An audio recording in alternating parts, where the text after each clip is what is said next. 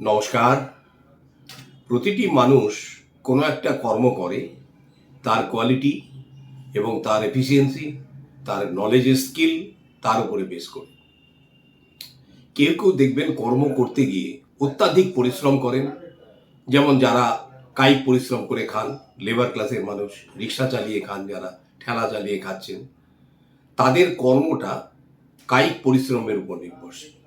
কিন্তু আপনি একটা জিনিস মনে রাখবেন যে কিছু নিয়ম ফলো করলে আপনি দেখবেন যে আপনার সেই কর্মটাকে আপনি এনজয় করবেন এবং প্রতিটা মুহূর্তে তার থেকে একটা আউটপুট যে আসে সেই জিনিসগুলো পেয়ে আপনার উত্তরোত্তর শ্রীবৃদ্ধি ঘটতে থাকে।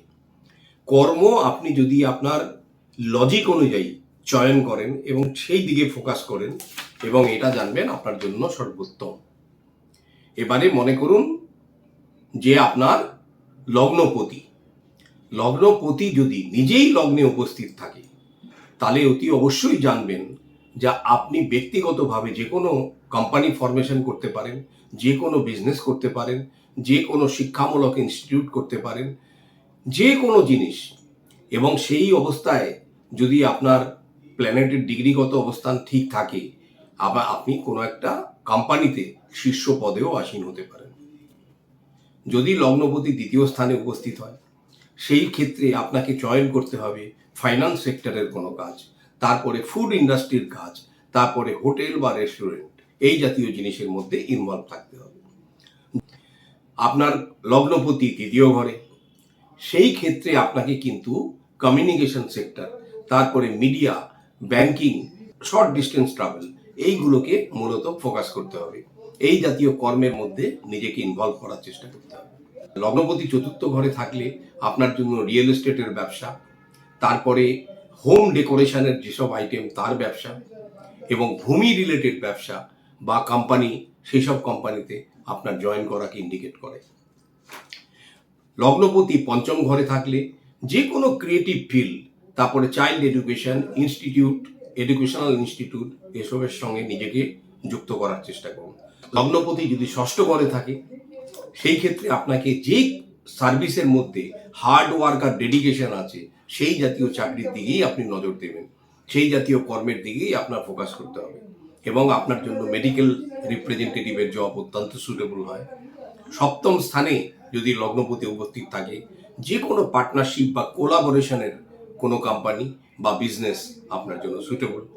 8 নম্বরে মানে 8 হাউসে লগ্নপতি যদি উপস্থিত থাকে আপনার জন্য সর্বোত্তম হচ্ছে রিসার্চ অ্যান্ড ডেভেলপমেন্ট ওয়ার্ক, তারপরে হচ্ছে হিডেন নলেজের যে কোনো কাজ, অ্যাস্ট্রোলজি, বাস্তু সংক্রান্ত যেসব কাজ এবং এই জাতীয় জিনিসের মধ্যে আইদার কোনো চাকরিতেও আপনি ইনভলভ থাকতে পারেন যেখানে রিসার্চের ব্যাপার আছে, যেখানে হিডেন কোনো ম্যাটার আছে, ইনভেস্টিগেশন রিলেটেড কোনো ম্যাটার আছে, সেই জাতীয় কোনো কোম্পানির সঙ্গে যুক্ত হতে পারেন।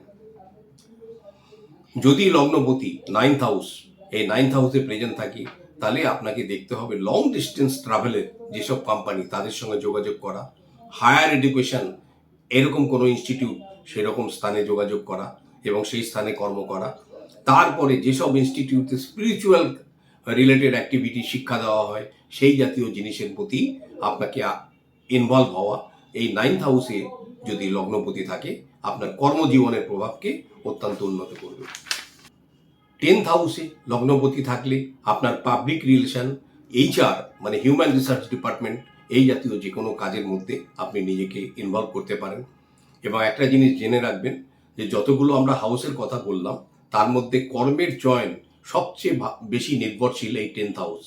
এই 10th হাউস ডিপেন্ড করবে আপনার কি কোয়ালিফিকেশন, কোন দিকে এক্সপার্টাইজ, তার উপরে কিন্তু একটা আপনাকে টার্নিং পয়েন্ট সিলেক্ট করে। 11th হাউসে লগ্নপতি থাকলে আপনার সোশ্যাল নেটওয়ার্কিং, পাবলিক কানেকশন, এই জাতীয় জিনিসের প্রতি আপনাকে ফোকাস করতে হবে বা কোনো সোশ্যাল কোনো নেটওয়ার্কের সঙ্গে কানেকশন হতে চান তো এই জাতীয় কোনো ক্ষেত্রে কিন্তু 11th হাউসে লগ্নপতিকে ইন্ডিকেট করে। যদি লগ্নপতি এবার দ্বাদশ ঘরে উপস্থিত থাকে এই ক্ষেত্রে কিন্তু আপনাকে ফরেন কোলাবোরেশন ইন্ডিকেট করে, ফরেন কোনো চাকরি, তারপরে সি রিলেটেড যে কোনো ব্যবসা এবং শিপ জাহাজে কোনো চাকরি করা এবং এই জাতীয় জিনিসকে ইন্ডিকেট করে। আপনি যদি মনে করেন যে আপনি ফরেনে কোনো কোম্পানির সঙ্গে কানেকশন করবেন এবং আপনার মধ্যে সেই যোগ থাকবে, সেই যোগকে কিন্তু হাতছাড়া করবেন না। খালি একটাই শর্ত থাকবে, কালো রঙের মানে ব্যবহার আর হাতে মোবাইল ফোন, এই দুটো জিনিসকে একটু কম ব্যবহার করার চেষ্টা করবেন। সাদা পোশাকের ওপর একটু থাকবেন। এইভাবে যদি আপনি কর্ম চয়ন করেন, আপনার লগ্নপতি এবং তার অবস্থানের উপর ডিপেন্ড করে, আপনার দেখবেন সেই কর্ম কিন্তু সাকসেসফুল হয়। অনেকে দেখবেন একটা কোয়ালিফিকেশানের থাকতে থাকতে থাকতে হঠাৎ করে মাঝ পথে চিন্তা করে আমার এই জায়গাটা ঠিক নয়। এই যে আপনার প্ল্যানিংগুলো যে কোনো প্রফেশনাল গণ্ডির মধ্যে ঢোকার আগেই কিন্তু আপনাকে সিলেক্ট করে ফেলতে হবে। এবং এটা 15 থেকে 18 বছরের মধ্যে যখনই এটা জানবেন যে আপনার জন্য জীবনের অবজেক্টিভটাই সেই জায়গাটায় হায়ার এডুকেশনটাকে নিয়ে যাবেন, তাহলেই কিন্তু আপনার লাইফে সাকসেস আসবে। নমস্কার, সবাই ভালো থাকুন। ওম নমঃ শিবায়।